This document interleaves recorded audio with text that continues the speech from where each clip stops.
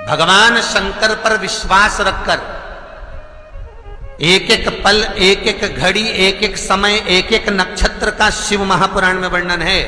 यहां तक शास्त्र कहता है कि पीपल के वृक्ष की जब भगवान शिव रचना करे, पीपल के वृक्ष की जब रचना करी गई तो उस पीपल के वृक्ष में भी कौन सा समय किसका है ये शिव महापुराण वर्णन करती है। सुबह 4 बजे से लेकर 7:30 बजे तक पीपल के वृक्ष में ब्रह्मा जी का वासा होता है।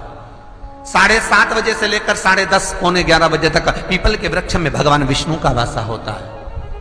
10:30 बजे से लेकर पीपल के वृक्ष में 11:30 बजे तक पितरों का वासा होता है। 11:30 बजे से लेकर 12:30 बजे तक पीपल के वृक्ष में आहूतों का वासा होता है। 12:30 बजे से लेकर शाम को 4 बजे तक पीपल के वृक्ष में वासुकों का वासा होता है। 4 बजे से लेकर शाम को 7:30 बजे तक पीपल के वृक्ष में शंकर का वासा होता है। 7:30 बजे से लेकर 9:30 बजे तक पीपल के वृक्ष में कुबेर का वासा होता है।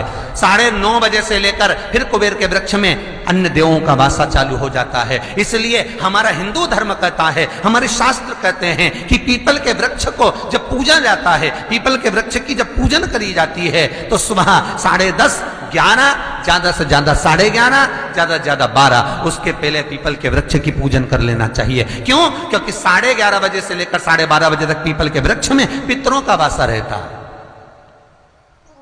आहूतों का वासा रहता है, फिर वासुकों का वासा आता है। पितृ किसको कहते हैं? महाराज जो पूरी उम्र लेकर चले गए और उनके भीतर अभिलाषाएं बहुत थी, मैं ये भी करना चाहता हूं, मैं ये भी करना चाहता हूं, वो पितृ हो जाते हैं। आहूत किसको कहते हैं?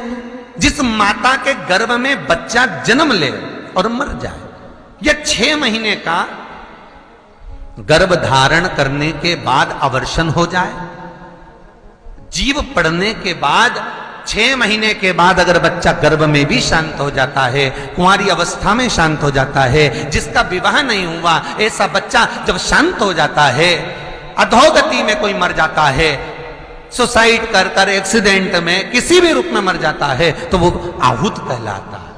और बहुत ध्यान देना साहब, शिव महापुराण की कथा कहती है पितरों को भाग मिलता है, इसलिए पितृ तृप्त रहते हैं।